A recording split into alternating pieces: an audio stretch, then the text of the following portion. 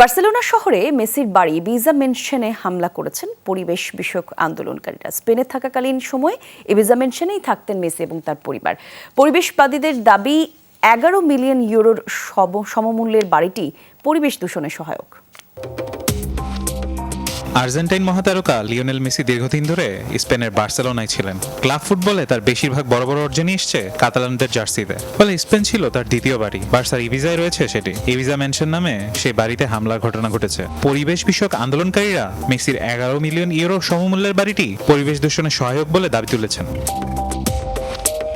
আন্দোলনকারীদের সংগঠন future of vegetal চলতি সপ্তাহের শুরুর দিকে মেসির ইভিজা ভিলায় ভাঙচুর চালায় বলে জানিয়েছে যুক্তরাষ্ট্রের সংবাদ মাধ্যম দ্য হাফিংটন পোস্ট। এমনকি সেই বাড়ির দেওয়ালে লাল কালো রঙে প্রতিবাদী স্লোগান লিখে দেয় তারা।